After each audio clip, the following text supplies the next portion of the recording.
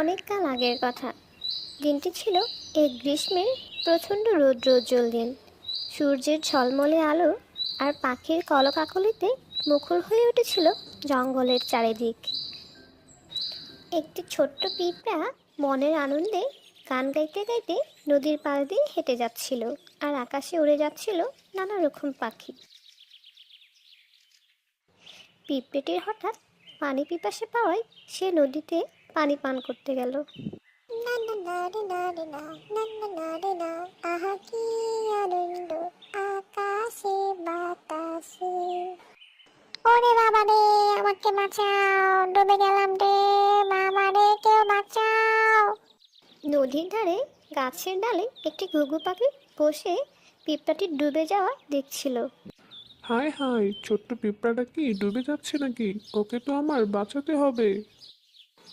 পিঁপড়াটিকে বাঁচানোর জন্য পাখিটি একটি গাছের পাতা নিয়ে পিঁপড়াটির সামনে ফেলে।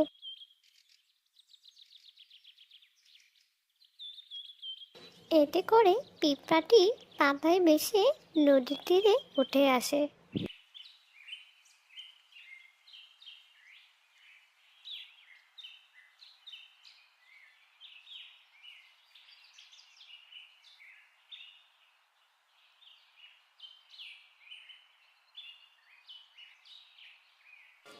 অসংখ্য ধন্যবাদ তোমাকে দয়ালু পাখি, তুমি আমার প্রাণ বাঁচিয়েছো।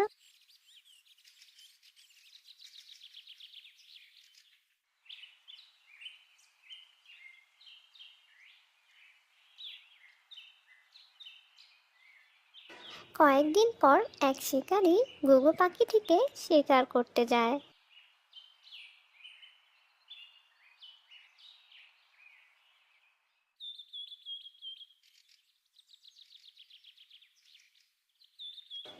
ছোট্ট পিঁপড়াটি তখন শিকারীকে দেখে ফেলে এবং মনে মনে বলে, হায় হায়, বন্ধু পাখিটিকে তো বাঁচাতে হবে, কি করি এখন।